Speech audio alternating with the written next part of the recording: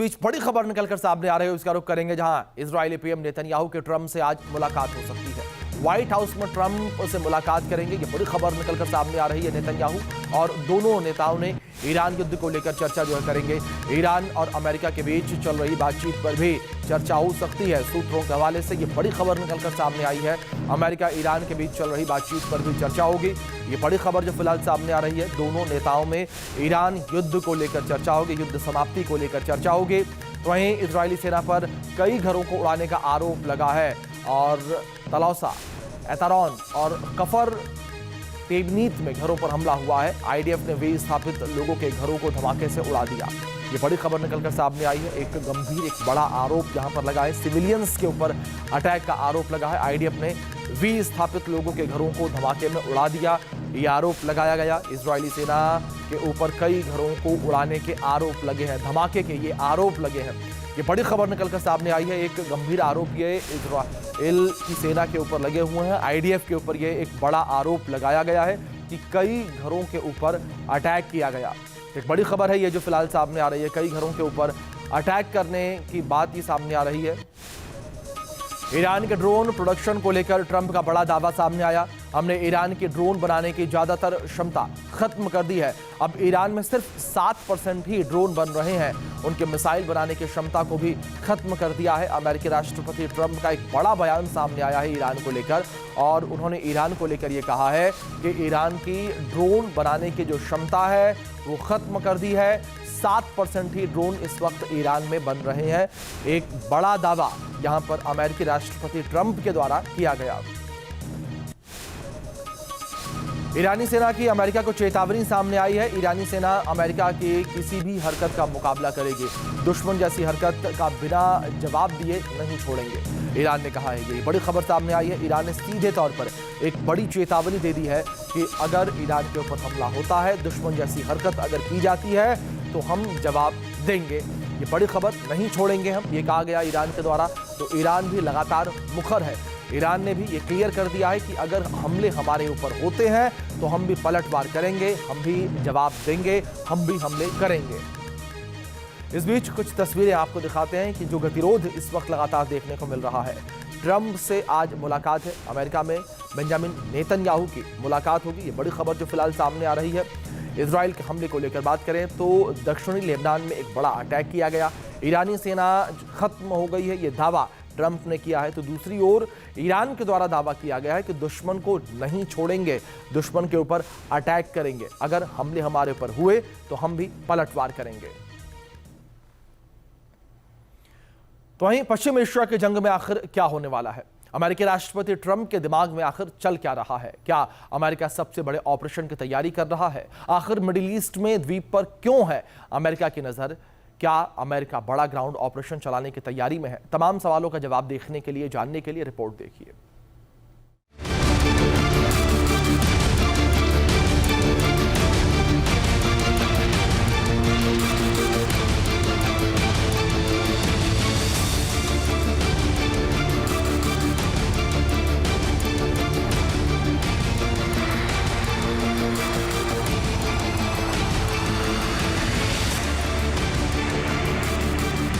Middle east के संग्राम में आखिर अमेरिका की रणनीति क्या है?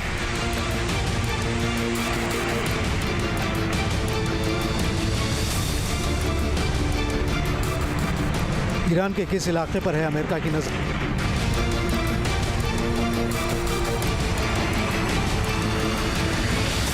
क्या सुपर पावर अमेरिका सबसे बड़ा एक्शन शुरू करने वाला है?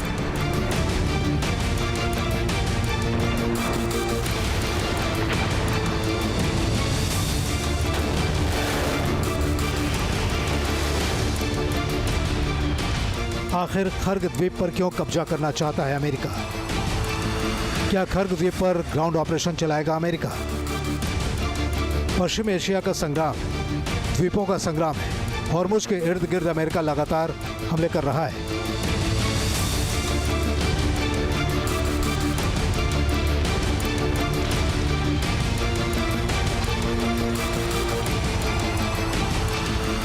जिन इलाकों पर अमेरिका की नजर है उनमें खर्ग द्वीप भी शामिल है। वैसे खर्ग में अमेरिका की रणनीति क्या होगी? इसको लेकर अमेरिकी राष्ट्रपति ट्रंप की तरफ से एक पोस्ट जारी किया गया है। अमेरिका के राष्ट्रपति डोनाल्ड ट्रंप की तरफ से ट्रूथ सोशल पर AI से बनी तस्वीर पोस्ट की गई है। इनमें से एक तस्वीर का कैप्शन स्ट्राइक ऑन खर्ग है।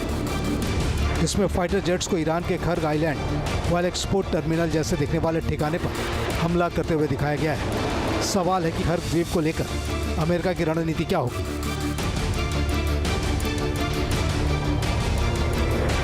क्या इस द्वीप को लेकर अमेरिकी राष्ट्रपति ट्रंप के दिमाग में कुछ बड़ा चल रहा है?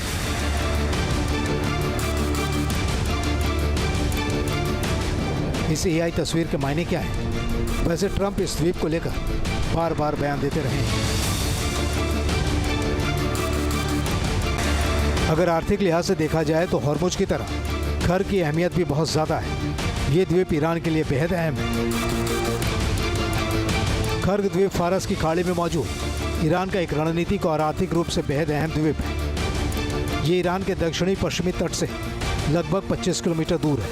ये देश के कुल कच्चे तेल निर्यात का लगभग 90% हिस्सा संभालता है। यहाँ गहरे पानी की सुविधा है, जिससे बड़े तेल टैंकर आसानी से लंगर डाल सकते हैं। इसे ईरान की अर्थव्यवस्था का केंद्र और सबसे बड़ा तेल निर्यात केंद्र माना जाता है।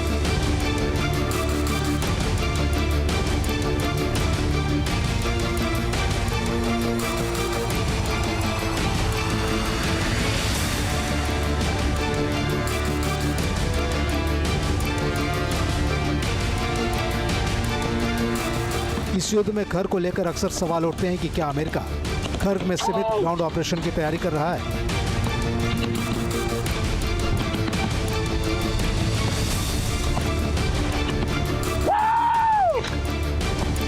Holy shit!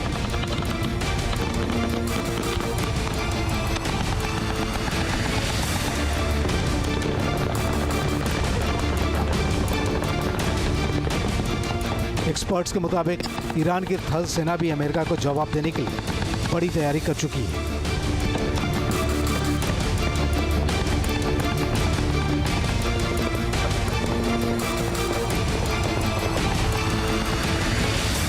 ईरान की स्पेशल फोर्स के जवान पूरे इलाके में मुस्तैद हैं।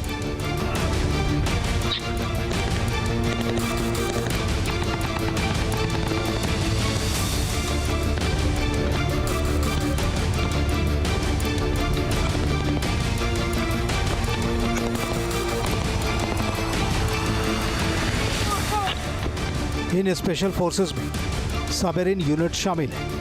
ये IRGC की एक हाईली ट्रेंड कमांडो यूनिट है। ये यूनिट ज़मीनी और कठिन इलाकों में क्विक एक्शन के लिए जानी जाती है। इसके अलावा इलाके में नोहेद यूनिट की तैनाती की बातें भी कही जा रही हैं। इसे ईरान की सेना की 65वीं एयरबोर्न स्पेशल फोर्सेस ब्रिगेड भी कहते हैं।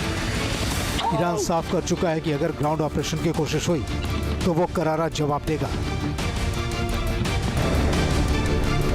जानकारों का यह भी कहना है कि खर्ग पर कब्जा न केवल ईरान के तेल निर्यात को रोक सकता है, बल्कि ये उसके मुख्य जमीन पर हमले के लिए प्लेटफॉर्म भी बन सकता है। लेकिन एक्सपर्ट्स के मुताबिक खर्ग का मिशन आसान नहीं होने वाला है।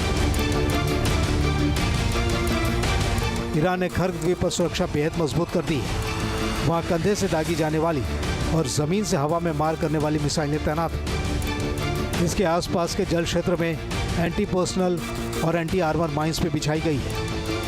अगर अमेरिका ने हमला किया तो उसके सैनिक सीधे ईरान के हमलों के निशाने पर होंगे। अमेरिका को बड़ा नुकसान उठाना पड़ सकता है।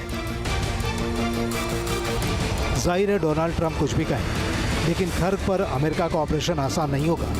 लेकिन एक बात यह भी है कि सिर्फ हवाई हमलों से काम नहीं चलने वाला। अगर ईरान को नुकसान पहुंचाना है तो अमेरिका को जमीन पर ऑपरेशन चलाना होगा।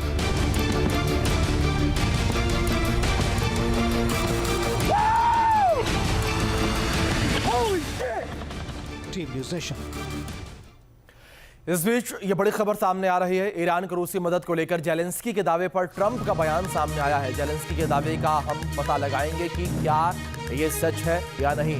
मैं पुतिन से इस बारे में पूछूंगा, हम पता लगा लेंगे।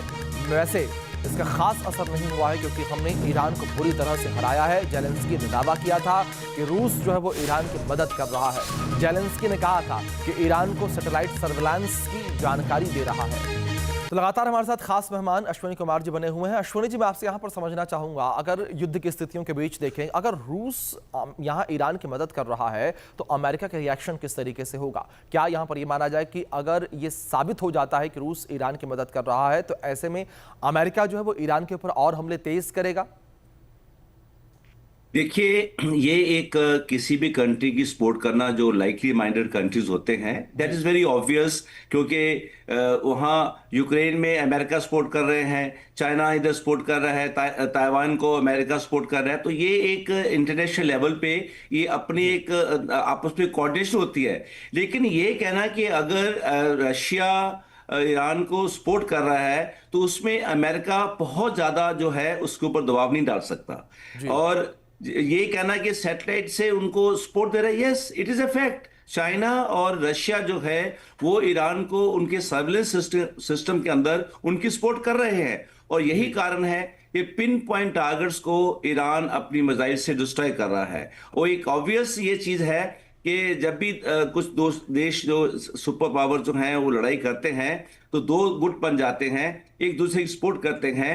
और ईरान को सर्विलेंस, सैटेलाइट इमेजरी, उनके कोऑर्डिनेट ये या तो रशिया देता है, या नॉर्थ कोरिया देता है, या चाइना देता है। ये तीनों कंट्री में से सब उसकी सपोर्ट कर रहे हैं। और मैं समझता हूं इसमें कुछ देयर इज नथिंग रॉन्ग कि अगर वो कंट्रीज उनको सपोर्ट कर रहे हैं। आफ्टर ऑल उनका बहुत सा एयर डिफेंस सिस्टम जो है वो डिस्ट्रॉय हो चुका है, बहुत कम उनके पास है, लेकिन फिर भी वो अमेरिका को 100% जो है वो उसको वापस उसके ऊपर अटैक कर रहे हैं, और उनके पास कहीं ना कहीं सपोर्ट तो आ रही है, ये फैक्ट है। बिल्कुल, जाहिर तौर पर अश्विनी जी, इस तरीके से सपोर्ट यहां पर अमेरिका के द्वारा किया जा रहा है। अब देखने वाली बात यहां पर यही होगी कि ये जंग आगे चलकर किस मोड़ पर पहुंचती है। फिलहाल बहुत शुक्रिया सर आपका जुड़ने के लिए, कीमती वक्त जो है साझा करने के लिए। आगे बढ़ेंगे, बड़ी खबर है जहां इराक के इरबिल में ईरान का हमला देखने को मिला है और हमले के बाद भीषण आग लग गई है। एक और बड़ा हमला और आग गिरने की खबर, ये बड़ी खबर निकलकर सामने आई है। इराक के इरबिल में ईरान के द्वारा यह हमला किया गया है और इस हमले के बाद भीषण आग लग गई है। ये बड़ी खबर जो इस बीच निकलकर सामने आई है, बड़ा अटैक किया गया है। लगातार हमलों का दौर जारी है, लगातार शांति की बातें कही जा रही हैं, शांति की अपील की जा रही है, लेकिन हमले इस बीच रुकते कम होते नजर नहीं आ रहे हैं। ईरान से तनाव के बीच बहरीन जो है वो ज्वाइंट मिलिट्री एक्सरसाइज करेगा। GCC देशों के साथ आज से शुरू होगा युद्ध अभ्यास। बहरीन शील्ड एक्सरसाइज का ऐलान किया गया है। सैन्य समन्वय क्षमता को मजबूत करना इसका लक्ष्य है, इसलिए इस एक्सरसाइज को शुरू किया जाएगा। ये बड़ी खबर निकलकर सामने आ रही है। GCC देशों के साथ आज से युद्ध अभ्यास शुरू हो जाएगा। ये बड़ी खबर जो फिलहाल सामने आ रही है। तो वहीं पश्चिम एशिया से लेकर यूरोप तक विनाशकारी जंग से दुनिया टेंशन में है। अब समंदर में बारूदी संग्राम छिड़ गया है और जहाजों पर लगातार हमले हो रहे हैं, जिससे चुनौतियां तेज होती जा रही हैं और समुद्र में 4 अलग अलग मोर्चों पर तनाव कैसे बना हुआ है, रिपोर्ट में देखिए।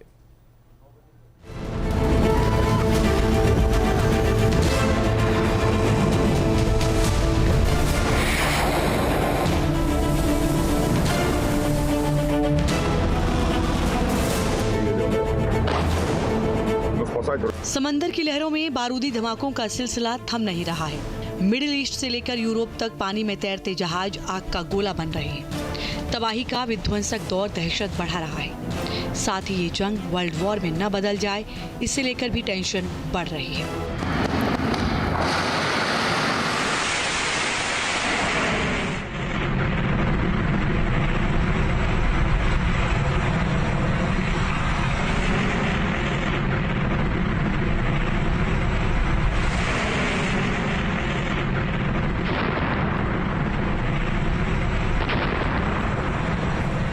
इस वक्त 4 अलग अलग मोर्चों पर हालात बेहद विस्फोटक हैं। कमर्शियल जहाजों पर हो रहे हमलों से हाहाकार मचा है।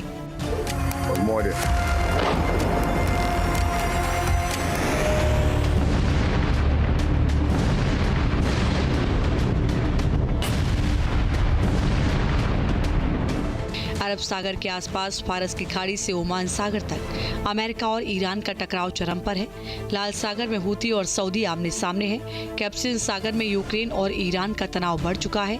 वहीं ब्लैक सी में रूस और यूक्रेन की टेंशन रेड लाइन क्रॉस कर रही है। चौतरफा छिड़े युद्ध ने पूरी दुनिया को संकट में डाल दिया है। आने वाले दिनों में मुश्किल कितनी बढ़ेगी, इसे लेकर भी सस्पेंस है।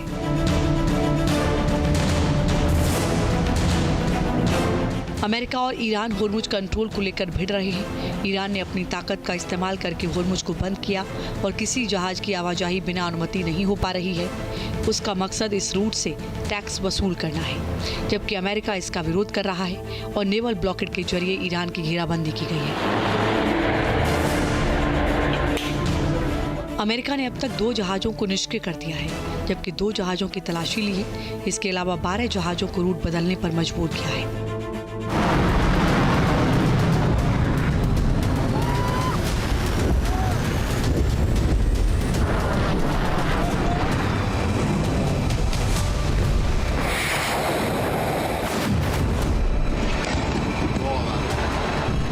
फारस की खाड़ी से ओमान सागर तक चल रही इस तनातनी की वजह से इंटरनेशनल ट्रेड बुरी तरह प्रभावित हुआ है।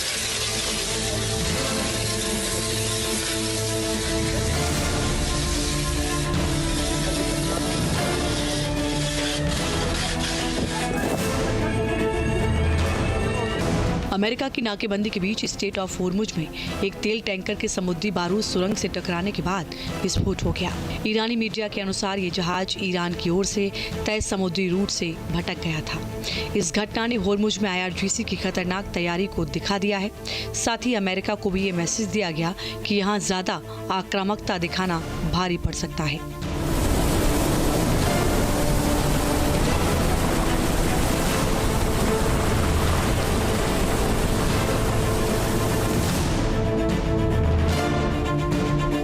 पश्चिम एशिया में लाल सागर भी जंग का अखाड़ा बना हुआ है। हूती विद्रोहियों ने 20 जुलाई को नेवल ब्लॉकेड की घोषणा की थी और उसके तुरंत बाद एक्शन लेना शुरू कर दिया। भारी तनाव के बीच ही इंसिलिया और लैला नाम के 2 सऊदी ऑयल टैंकर्स पर हमला किया गया।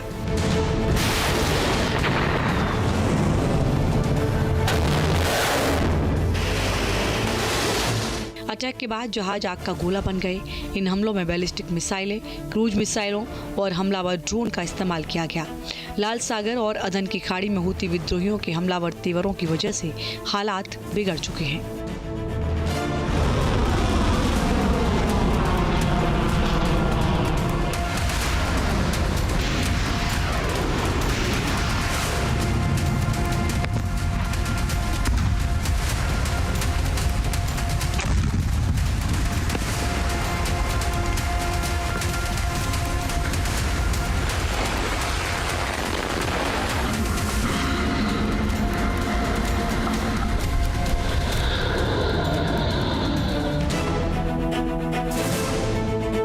कैस्पियन सागर में भी हालात बिगड़ चुके हैं। यूक्रेन की नेवी ने अपने घातक ड्रोन्स के जरिए ईरान के एक शिप को निशाना बनाया।